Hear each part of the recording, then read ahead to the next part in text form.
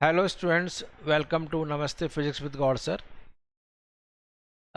मैंने ray optics का complete part करा दिया है और मैं कह रहा था कि हम नेक्स्ट अपने वीडियो लेक्चर में कुछ प्रीवियस ईयर्स के क्वेश्चंस कराएंगे। तो आज हम कुछ क्वेश्चंस लेते हैं प्रीवियस ईयर्स के क्वेश्चंस, जिससे कि आप कंफर्टेबल हो जाएं कि रे ऑप्टिक्स के क्वेश्चंस कैसे होते हैं। ठीक है, तो हो सकता है कि एक्चुअली में हमने प्रीवियस ईयर्स के क्वेश्चंस लिए हैं तो कुछ क्वेश्चंस वे ऑप्टिक्स के हों तो उनको हम स्किप कर देंगे। तो लेट अस स्टार्ट। अब ये देखो, कल क्वेश्चंस मैंने कराया है ये वाला, तो आपको तो याद आ रहा है आई थिंक। ये देखिए, अ लेंस इज, याद आ रहा है, lens is made up of three different materials, one two and three. One ये है, टू ये है, थ्री है। A point object O is placed on its axis beyond 2f. How many real images will be obtained on the other side? बोलो कितनी focal length होंगी? Focal length कितनी है? जितना आपके पास मटेरियल्स हैं। फोकल लेंथ कितनी होंगी बच्चे? One two three, three focal length हैं तो थ्री इमेजेस होंगी। कल हमने कराया था क्वेश्चन ये। तो number of images will be, लेकिन एक minute, A point of how many real images will be obtain on the other side?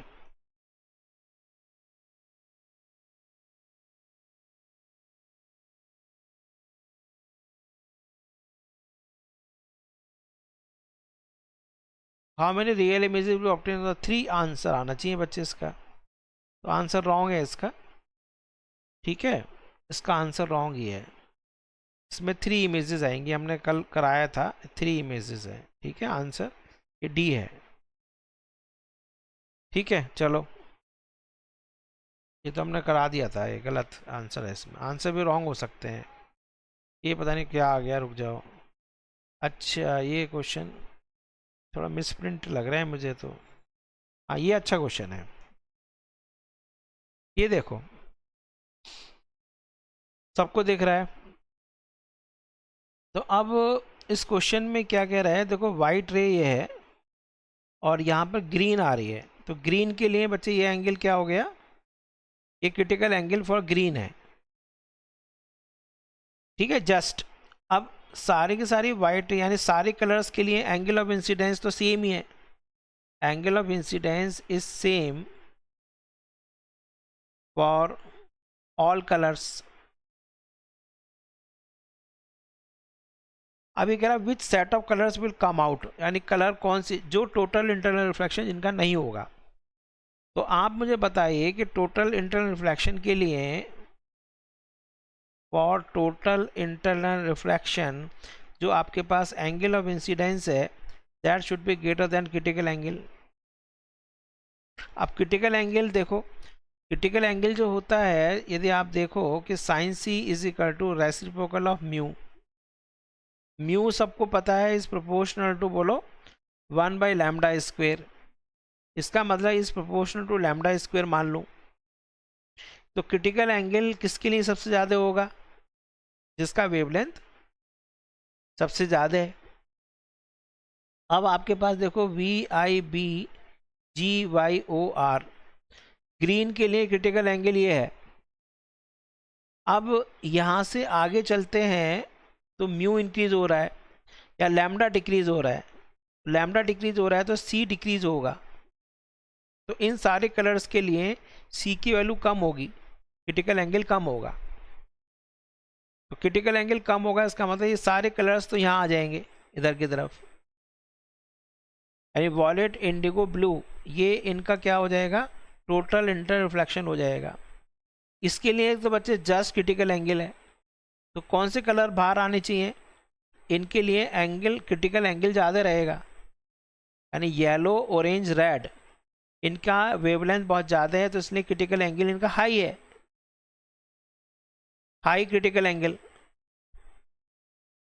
आया समझ में क्वेश्चन? तो हाई क्रिटिकल एंगल इनका है, यानी कि ये आपके पास no total internal reflection, total internal reflection नहीं होगा। तो येलो ऑरेंज रेड ये कलर बाहर आ जाएंगे।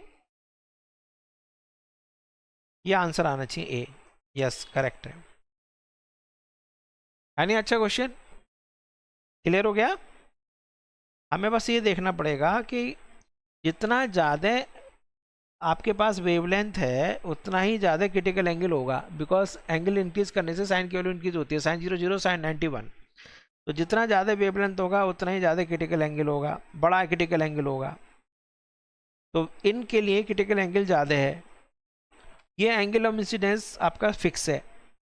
तो एंगल ऑफ इंसिडेंस आपका इन इससे कम ही रहेगा इन सारे कलर्स के लिए, इनके क्रिटिकल एंगल से, इसलिए TIR होगा ही नहीं।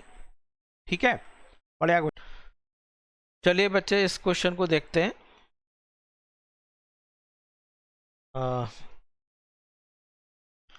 In the figure shown here, what is the equivalent focal length of the combination of lenses. अच्छा, लेंसेज बने हुए हैं, आपको दिख रहा है कि एक लेंस ये है, एक लेंस ये है, ये वाला एक लेंस ये है, एक लेंस ये। अच्छा, तो एक लेंस बच्चे ये हो गया, करेक्ट। ये लेंस आपके पास, इसका रिफ्रैक्टिव इंडेक्स कितना है?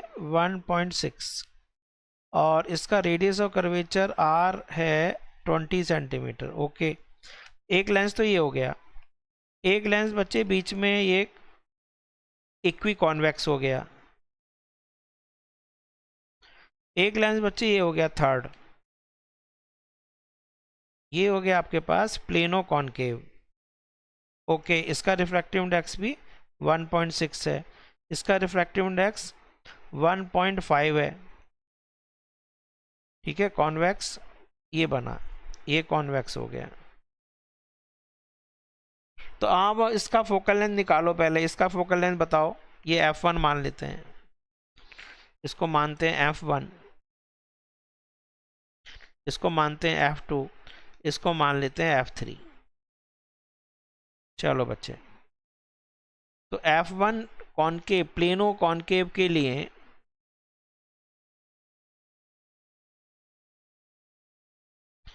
1/f, याद है आपको, माइनस के mu lens into 1/r, plano है ना, इजिकल टू माइनस के 1.6 माइनस 1/r, r की वैल्यू है 20। ये हो गया बच्चे माइनस के 0.6/20। तो ये इधर ले लेते हैं, तो दिस इज माइनस के 3, 2 3 या 6, और 200 माइनस के 3/100। ये हो गया 1/f1। तो f2 जो है वो भी आपके पास इतना हो जाएगा, 1/f2 इज ऑल्सो सेम। तो ऐसा करते हैं 1/f1 और 1/f3, ये सेम है, माइनस के 3/200, माइनस के 3/200, ये 200 है। अब चलते हैं इसका कॉन्वेक्स वाला देख लेते हैं। तो कॉन्वेक्स के लिए 1/f is 2 is equal to mu minus 1, surrounding air मान के चलते हैं हमेशा, 1.5 माइनस 1 इंटू 2/r। तो ये हो गया बच्चे आपके पास 1/20, ये प्लस का हो गया। अब इन सबको सॉल्व करो, तो 1/f equivalent is equal to 1/f1 plus 1/f2 plus 1/f3। तो इससे सॉल्व करो बच्चे, कितना आ गया? तो 1/f equivalent is equal to minus के 3/100 और माइनस के 3/100 और प्लस के 1/20। तो इसको ऐसा करते हैं, चलो 100 LCM ले लेते हैं।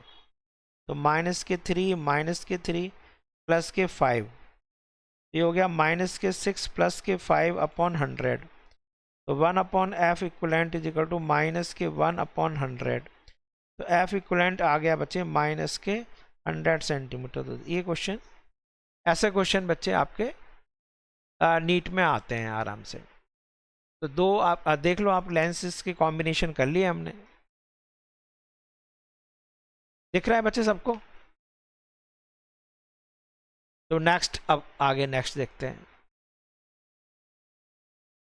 ये देखो जरा,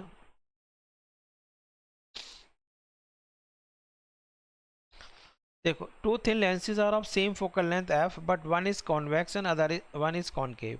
When they are placed in contact with each other, the equivalent focal length of the combination will be। आसा आंसर देखो जरा, बहुत ही सिंपल आंसर है।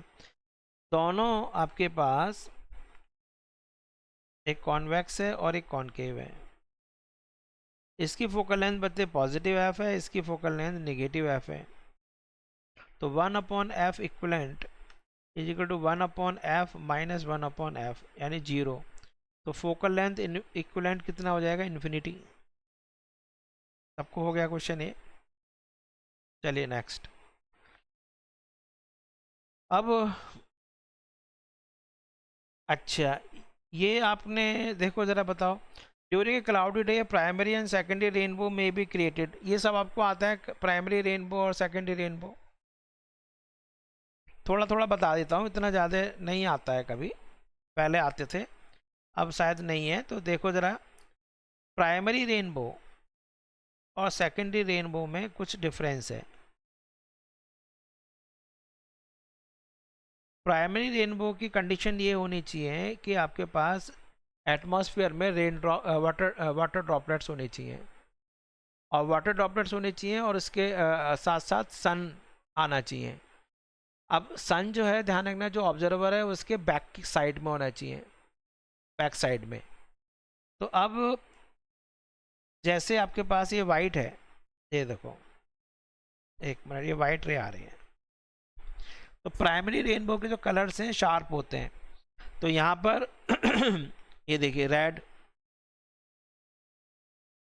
सॉरी, ये आपके पास रेड हो गया कलर, और ये बच्चे वायलेट हो गया। तो आपके पास एक तो हुआ यहाँ refraction, refraction followed by dispersion. Then then क्या होगा बच्चे, बोलो, ये देन यहाँ पर internal reflection sorry, total internal reflection कभी मत कहना, इंटरनल रिफ्लेक्शन होगा। अब यहाँ से बच्चे ये जो है, ये देखो, अब ये आपके पास यहाँ पर यदि मैं नॉर्मल ड्रॉ करूँ तो ये अवे फ्रॉम द नॉर्मल, तो ये हो गया रेड, और ये हो गया आपके पास ये। तो यहाँ से आप देख रहे हैं, यदि आप यहाँ से देख रहे हैं,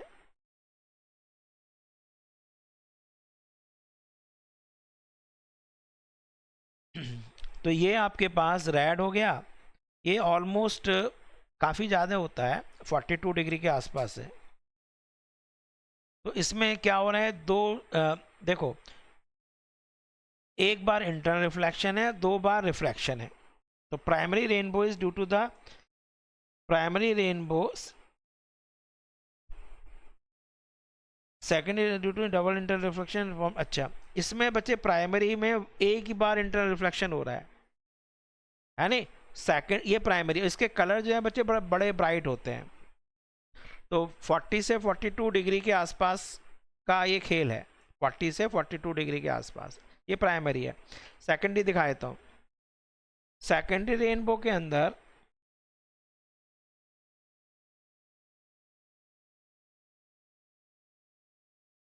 प्राइमरी रेनबो के अंदर कितने स्टेप्स हैं, 3 स्टेप्स, है नहीं। इसमें पूछ लेता है स्टेप्स कितने हैं, 3 स्टेप्स हैं। पहला स्टेप क्या है, refraction, followed by dispersion, and दूसरा इंटरनल रिफ्लेक्शन, एंड तीसरा है फिर रिफ्रैक्शन। तो there are 3 steps. Secondary rainbow के अंदर आपके पास 4 स्टेप्स हैं। देखिए कि हमारे पास ये रे आपके पास आ रही है, वाइट रे, एक मिनट, ये वाइट रे। तो इसमें क्या होगा बच्चे, रिफ्रैक्शन, इंटरनल रिफ्लेक्शन, फिर एक बार और इंटरनल, मतलब 2 बार इसमें इंटरनल रिफ्लेक्शन हो रहे हैं। इंटरनल रिफ्लेक्शन, एक minute, internal reflection, internal reflection और रिफ्रैक्शन और रिफ्रैक्शन। तो 2 बार आपके पास रिफ्रैक्शन है और 2 बार इंटरनल रिफ्लेक्शन है। Refraction, refraction, internal reflection, internal reflection. तो अब यहां से ये बच्चे आपके पास अवे हो जाएगा। ठीक है, तो वहां पर उसके कलर उल्टे होते हैं, उसके कलर उल्टे हैं, ऐसे होगा। ठीक है, तो ये 50, ये जो है ऑलमोस्ट 50 डिग्री है और ये बच्चे 53 डिग्री के आसपास है। तो ऐसे याद रख लेना। तो मैं तो कैसे याद करता था, मैं तो ऐसे याद करता था कि जो सेकेंडरी रेनबो है तो उसमें जो रेड कलर है वो 42 डिग्री है अबव होराइजन। तो तो 1942 में आपको पता है क्विट इंडिया मूवमेंट, कि अंग्रेजों भारत छोड़ो। तो अंग्रेजों भारत छोड़ो के लिए जब आंदोलन हुआ होगा तो बच्चे लाठियां तो खाई होंगी इंडियंस ने, तो ब्लड निकला होगा, तो लाल कलर जो है 42। सही है, तो ये प्राइमरी रेनबो। सेकेंडरी रेनबो में जो आपके पास जो रेड कलर है वो 50 डिग्री के आसपास होता है, 50 डिग्री पर है। तो 1950 में हम रिपब्लिक हुए, अपना खुद का संविधान बना 1950। तो 50 संविधान ऐसे तो ना बन गया, तो खून तो निकला ही होगा। तो ऐसे याद रखना। तो सेकेंडरी रेनबो में जो रेड कलर है 50 डिग्री अबव होराइजन और वायलेट कलर अबाउट 53 डिग्री है। और सेकेंडरी जो रेनबो है उसके अंदर 4 स्टेप्स हैं, refraction, internal reflection, internal reflection and refraction. 4 steps हैं, देयर आर 4 स्टेप्स। समझ में आ गया आपको कंसेप्ट? ये मैंने बता दिया आपको, अब आपको ज़्यादा कुछ करने की ज़रूरत नहीं है, तो समझ में आ गया आपको। लो, रेनबो खत्म हो गया। तो secondary rainbow is due to the double internal reflection, ये देख लो सही है। टोटल इंटरनल रिफ्लेक्शन मत कह देना। And formed above the primary one, बिल्कुल सही है। प्राइमरी जो रेनबो है वो 40 से 42 डिग्री के बीच में है और फिर ऊपर है 50 से 53 डिग्री के ऊपर, और इसके फेंट हैं। जो सेकेंडरी के जो कलर हैं वो फेंट कलर्स हैं, पेंटर। और इसके जो प्राइमरी है उसके शार्प कलर हैं। सारा समझ में आ गया आपको? नहीं? चलिए नेक्स्ट। अभी डबल स्लिट एक्सपेरिमेंट नहीं करना है, अभी पोलराइजर नहीं करना है, टेलीस्कोप अभी नहीं कर रहे। ये देखते हैं। ये हो जाएगा, देखो। A biconvex lens is a radius of curvature. अच्छा, मैंने ज़्यादा बड़ा कर रखा है बच्चे, ये यहाँ इतना ठीक है। A biconvex lens is a radius of curvature 20 centimetre. If the refractive index of material of lens is 1.5, the power of the lens is, by convex lens है, रेडियस ऑफ कर्वेचर 20 है और material इतना है, तो बड़ा आसान सा है, बोलो। तो फोकल लेंथ भी मेरे को याद है वैसे, 1/f is equal to mu minus 1, ये लेंस का हो जाएगा with respect to surrounding, into 2/r। 1.5 minus 1, 0.5 into 2/r। r कितना है बच्चे? 20। तो फोकल लेंथ हो गई आपके पास 20 सेंटीमीटर। तो पावर हो जाएगी बच्चे 1/20, लेकिन इसको ध्यान रखना मीटर में चेंज करना होता है, इंटू 100। तो ये हो जाएगा +5 डायोप्टर। ठीक है, आसान क्वेश्चन था, सी आंसर है ना? हाँ। चलिए बच्चे, यहाँ पर अब ये यंग डबल स्लिट पसंद नहीं करना है। और अब देखो ये, चलो मैं करा देता हूँ इसको। ये भी एक्चुअली पोलराइजेशन का है, लेकिन आपको मैं समझा दूँ कि इफ़, चलो इस चैप्टर के लिए भी कर लो, if refracted and reflected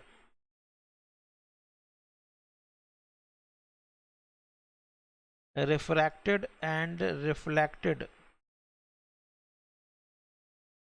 rays are perpendicular,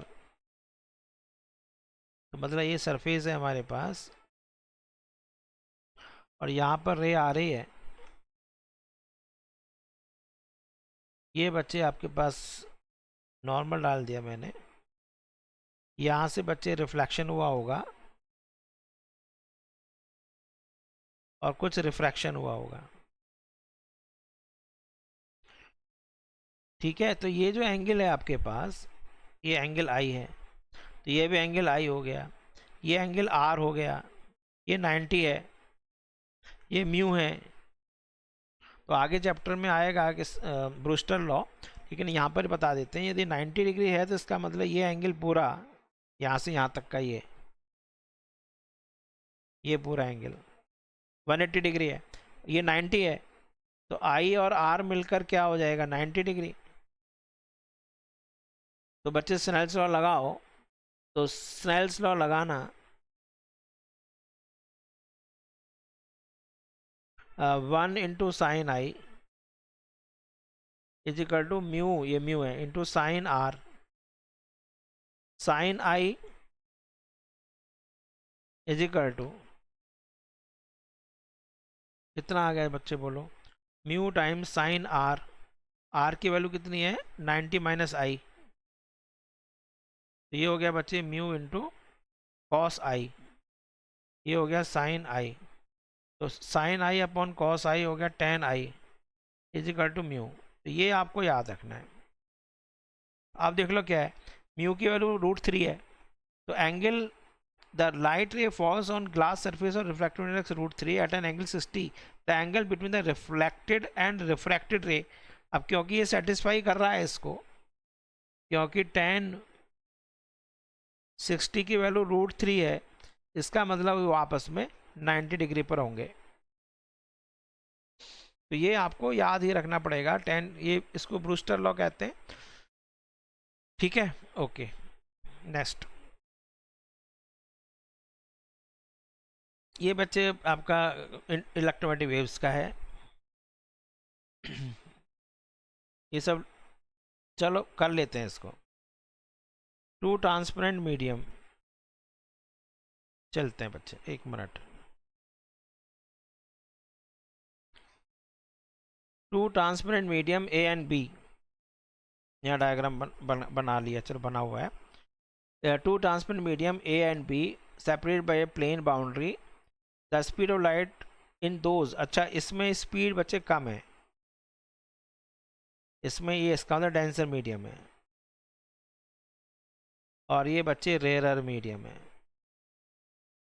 the critical angle for, अब बोलो क्रिटिकल एंगल कैसे निकालेंगे, तो साइन सी है नहीं, तो हमने बताया था वैसे sine C is equal to 1 upon mu, mu किसका है डेंसर का विद रिस्पेक्ट टू रेयरर, ऐसे सही रहेगा।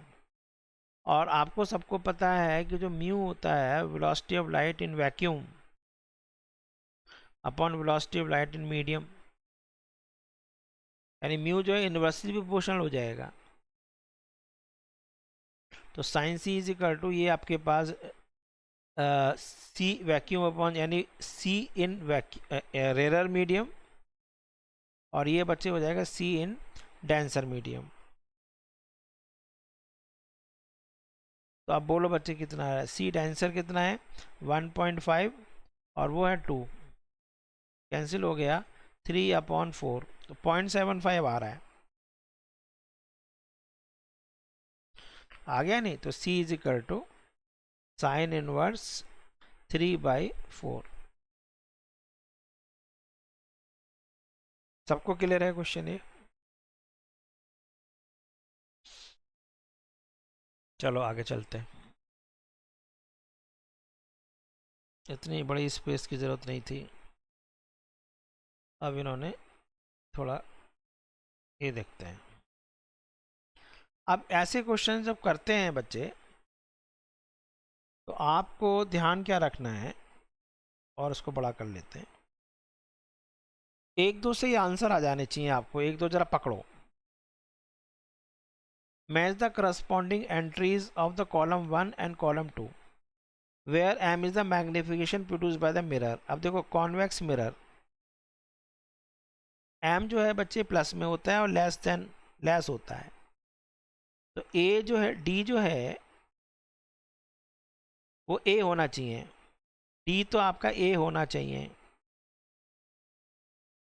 ये देख रहे हो, ये दो में से टाई हो रहा है। अब डी ए हो गया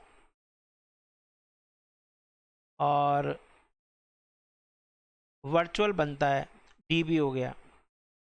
ठीक है, ये दोनों में से टाई है। अब देखो बच्चे सी बी एंड सी, अब यहाँ पर देख लेते हैं। मैग्निफिकेशन बच्चे +2, मैग्निफिकेशन +2 है तो कॉनकेव मिरर होगा और वर्चुअल इमेज होगी। तो सी का बी और डी ये होना चाहिए। सी का बी एंड डी, सी का बी एंड डी, ये गलत हो गया। सी का बाद दो से ऑप्शन आ गया ना, ये देखो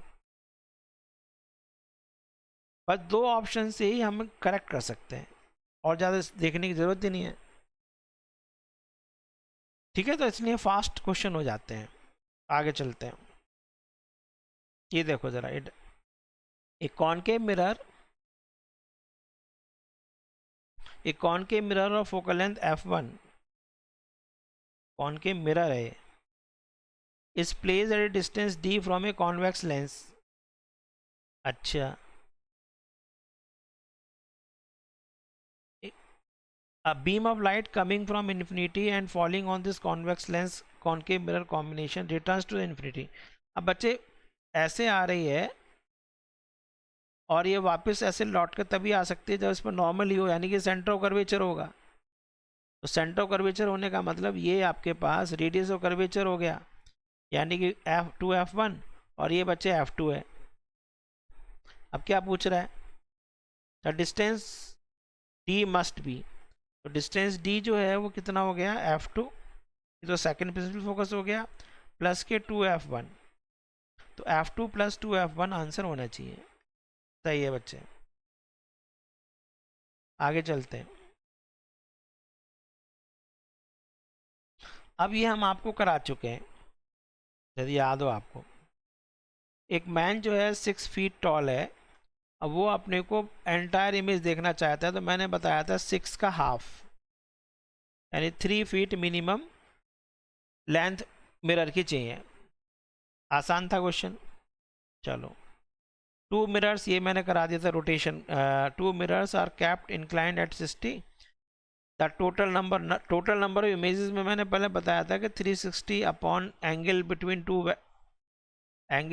टू मिरर्स का डिवाइड करते हैं। पहले 6 आ गया, 6 इवन आ रहा है, तो नंबर ऑफ इमेजेस कितनी आ जाएंगी, 6 - 1 = 5, तो 5 आंसर आना चाहिए। ये रहा,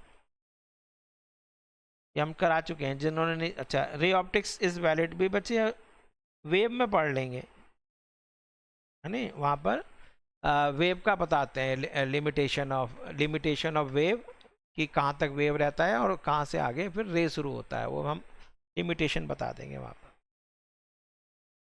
ये देखो, ये क्वेश्चन अच्छा लग रहा है।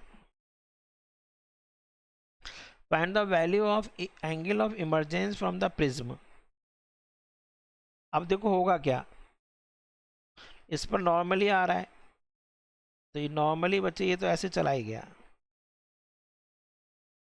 ये 60 है, बस ज्योमेट्री ज़्यादा है इसमें, 60 है, तो ये 30 डिग्री हो गया।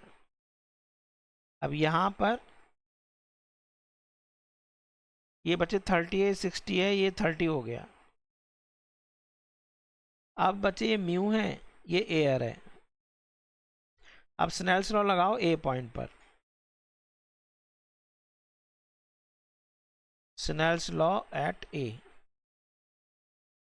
थोड़ा साफ साफ लिखो, मैं एक बार, 1 मिनट बच्चे रुक जाओ। स्नेल्स लॉ थोड़ा ज़्यादा कराने के चक्कर में थोड़ा गंदा गंदा लिखा जा रहा है। स्नेल्स लॉ एट ए, ये ए पॉइंट है। तो चलिए बच्चे, म्यू इंटू साइन 30, ऐसे रे आ रही है ना ऐसे। अब mu into sine 30 is equal to 1 into sine e, ये तो पूछ ही रहा है।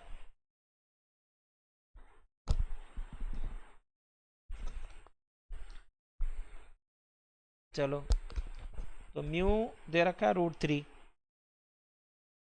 Sign 30 half is equal to sine e. बच्चे साइन किस एंगल का √3/2 है?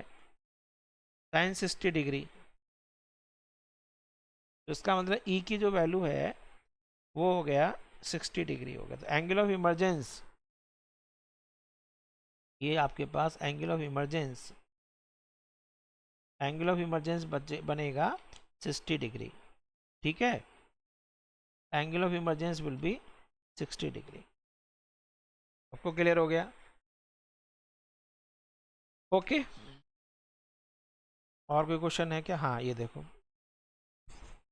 a critical angle for total internal reflection from medium to vacuum is 45 degree, the velocity of light in the medium is, सही है।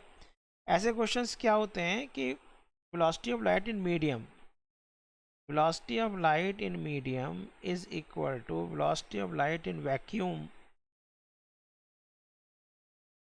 divided by mu। वैक्यूम में बच्चे 3 into 10⁸ metre पर second. Mu जो है आपके पास क्या है? Sine C is equal to 1/μ। तो म्यू हो गया बच्चे 1/sin सी। तो ये हो गया, तो इसका मतलब ये हो गया 1/sin 45 डिग्री। इसका मतलब ये हो गया √2। तो ये हो गया √2। तो 3/√2 वाला आंसर आ रहा होगा। सही है, हो गया क्वेश्चन। चलो नेक्स्ट चलते हैं।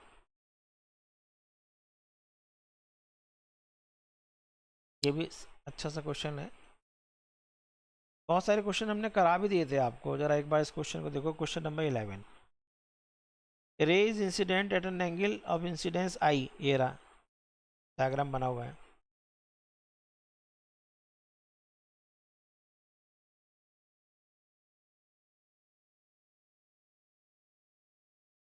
अच्छा, ray is incident, ray is incident at an angle of I on one surface of a small angled prism with angle of prism A, small angled है, the emerges normally from the opposite surface, यहाँ से normally बाहर आ रही है। material index refractive index of material mu है, then the angle of incidence is nearly equal to, ठीक है, आ जाएगा। ये देखो बच्चे, ये 90 है, ये आपके पास 90 डिग्री इस पर आ रहा है। तो ये कैसे बनाया है इसने? अच्छा,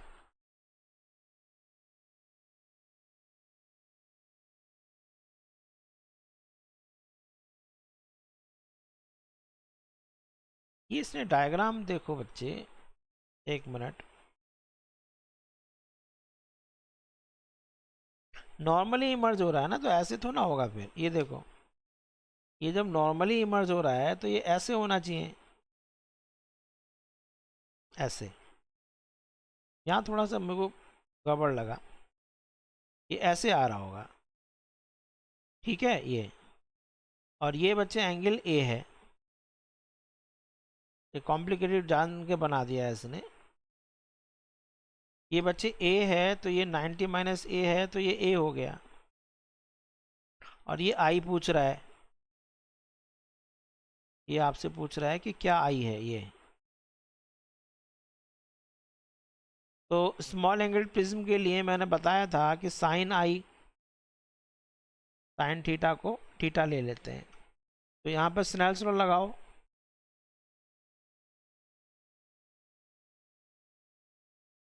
यहाँ पर पी पॉइंट पर, तो आई यानी sine i into 1 is equal to sine A into mu. बच्चे ये हो गए i into 1 is equal to A into mu.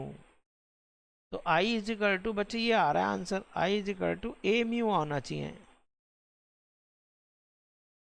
बिल्कुल ठीक है। डायग्राम को उसने कॉम्प्लिकेट कर दिया है, ठीक है, इतना बेकार डायग्राम बनाया है, ठीक है, जान के एक डायग्राम में घुमाने की कोशिश कर रहा है। चलो, सेकेंडरी रेनबो के बच्चे आपको पता है,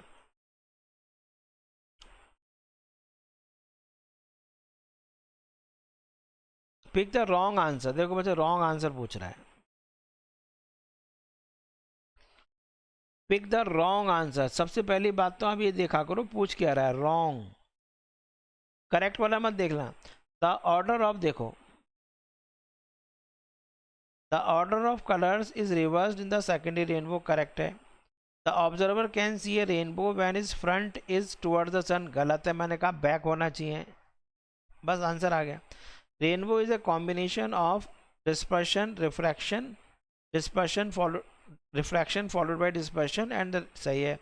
when two light rays undergo two internal reflection, तो आपका सेकेंडरी रेनबो, ये सारे ठीक है, ये करेक्ट है, ये करेक्ट है, ये करेक्ट है, ये आपका रॉन्ग है, ठीक है, रॉन्ग हो गया। अब तो रेनबो के बारे में सब पता है आपको, ठीक है, चलो आगे चलते हैं।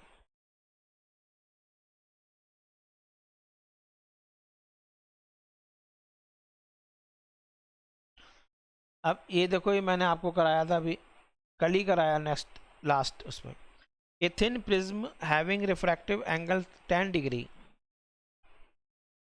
10 degree is made of glass or refractive index 1.42. This prism is combined with another thin prism of glass or refractive index इतने, this combination produces dispersion तो है, लेकिन विदाउट डेविएशन, डेविएशन नहीं है, इसका मतलब delta 1 is equal to minus delta 2, that is mu 1 minus 1 into A 1 is equal to minus, याद आ रहा है, म्यू 2 माइनस 1 इंटू ए 2। तो ए 2 की वैल्यू पूछ रहा होगा, माइनस तो हटा देते हैं, म्यू 1 है बच्चे 0.41, 1 में सब्ट्रैक्ट भी कर लिया मैंने, इंटू 10 अपॉन 0.7, ये हो गया, इससे कैंसिल कर देते हैं, ये भी हट गया, 7 6 12, ए की वैल्यू बच्चे 6 डिग्री आ रही है, 6 डिग्री, सही है। तो ये क्वेश्चन आते हैं डायरेक्टली फॉर्मूला बेस्ड है, ठीक है, फॉर्मूला बेस्ड था आपके पास, यदि फॉर्मूला नहीं भी याद आ रहा है तो कोई बात नहीं, आप ड्राइव कर लो कि टोटल आपके पास डेविएशन 0 करना है, तो जितना पहले से डेविएशन होगा उसका उल्टा डेविएशन दूसरे से होगा, delta 1 is equal to minus delta 2, ठीक है। इसमें बच्चे टोटल वो भी पूछ सकता है, इसमें टोटल, इसी केस में यदि आपसे पूछे कि टोटल डिस्पर्शन कितना हो गया, तो total dispersion theta is equal to theta 1 plus theta 2। तो यदि किसी को याद हो कि जो ओमेगा होता है that is equal to theta upon delta, तो theta 1 is equal to omega 1 delta 1, अच्छा, तो ये हो गया आपके पास टोटल जो theta dispersion, total dispersion is equal to theta 1, theta 1 हो गया आपके पास omega 1 delta 1 plus omega 2 delta 2। अब डेल्टा 1 इज माइनस डेल्टा 2 है नहीं, अच्छा, तो ये लिख सकते हैं बच्चे omega 1 delta 1 minus omega 2 delta 1, तो डेल्टा 1 कॉमन ले लेना एंड ओमेगा 1 माइनस ओमेगा 2, तो ऐसे भी क्वेश्चन आ सकते हैं कि इसमें टोटल आपसे पूछ ले कि what is the total dispersion कितना हुआ, डेविएशन नहीं हो रहा है। चलो और करते हैं,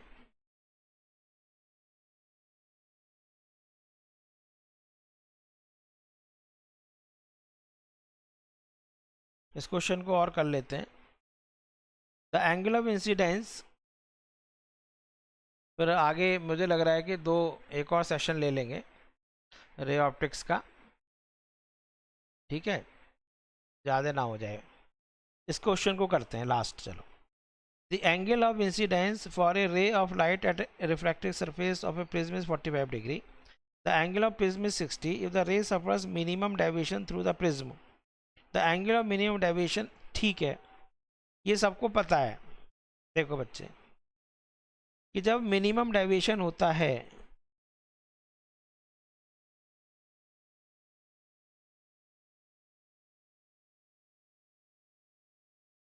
तो एंगल ऑफ इंसिडेंस और एंगल ऑफ इमरजेंस ये इक्वल होते हैं. ये बच्चे 60 डिग्री है. और एक चीज़ और मैं बता दूं आपको कि जो रिफ्रैक्टेड रे है बच्चे वो बेस के पैरेलल होगी. ये जो बेस है, यदि ये जो आपका प्रिज्म है ये या तो इक्विलेटरल हो या फिर आइसोसेलेस हो, तभी होता है. तो ये बच्चे 45 डिग्री दे रखा है, तो ये भी 45 डिग्री होगा. ये 60 है, तो ये बच्चे R है, ये भी R होता है. तो R की वैल्यू कितनी हो जाएगी? 2R इज इक्वल टू 60, याद है? R1 plus R2 is equal to A. तो R हो जाएगा 30 डिग्री. अब क्या पूछ रहा है?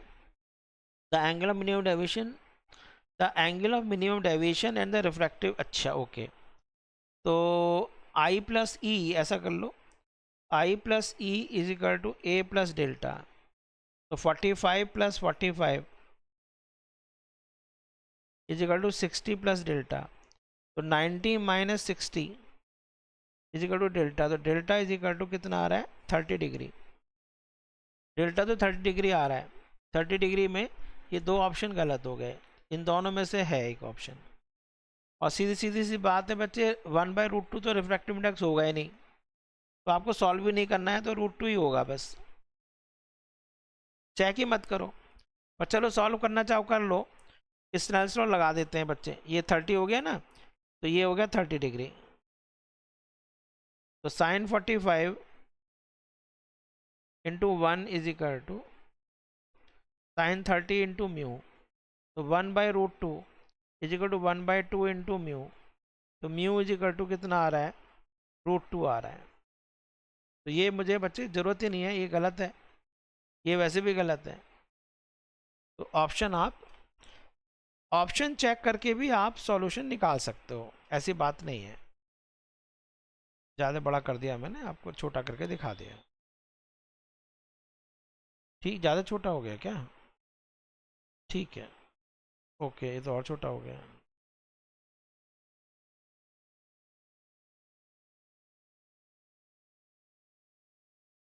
ठीक है बच्चे, आज हमने काफ़ी क्वेश्चंस करा दिए हैं, तो एक सेशन और ले लेंगे न्यूमेरिकल्स का.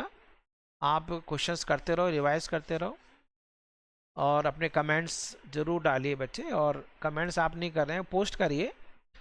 तो जितना पोस्ट करोगे तो मैं पता पड़ेगा, फीडबैक पता पड़ेगा कि आप कैसा क्या चाहते हैं. और ठीक है, I end the meeting now. Keep connected, keep watching and keep revising.